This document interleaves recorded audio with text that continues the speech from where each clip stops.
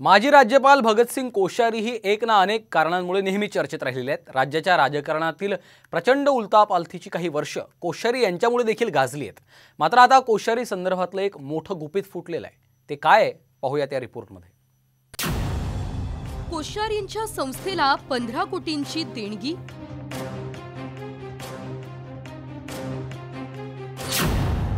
अंबानींकडून कोश्यारींनी देणगी घेतली,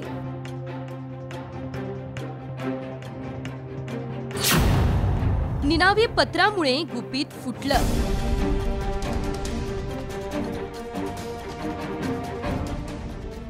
वादग्रस्त कारकीर्द राहिलेले भगतसिंग कोश्यारी पुन्हा एकदा चर्चेत आले।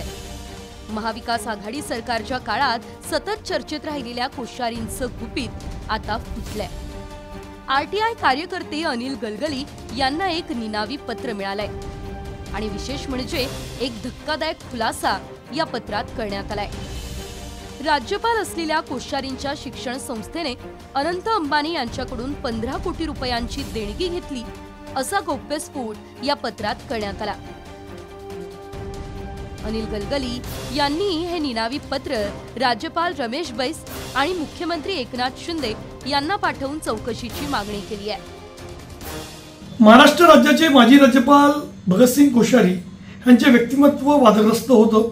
जेव्हा ते राज्यपाल होते त्यांनी आपल्या संस्थेच्या नावावर देणग्या वसूल केल्या, त्याची कुठली माहिती राजभवनाकडे उपलब्ध नाही। यानंतर मला एक निनावी पत्र आलं।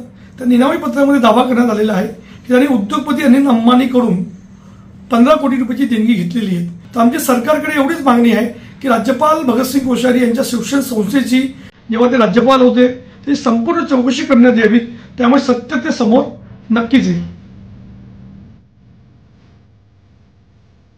कोश्यारींनी आपल्या पदाचा दुरुपयोग केला। उत्तराखंडमधील एका शाळेच्या नावानं भरपूर पैसा गोळा केला। 100 सुद्धा मुलं नाहीत अशा शाळेसाठी कोट्यवधी रुपयांच्या देणग्या गोळा केल्या। या पैशांमधून पुतण्या दीपेंद्र सिंह कोश्यारींसाठी जमीन घेतली। त्या जमिनीवर मोठे रिसॉर्ट्स बांधले, देवस्थानांच्या नावानं भरपूर संपत्ती गोळा केली। अनंत अंबानी यांच्याकडून या शाळेसाठी 15 कोटी रुपये घेतले, हा सर्व उल्लेख या पत्रात करण्यात आलाय।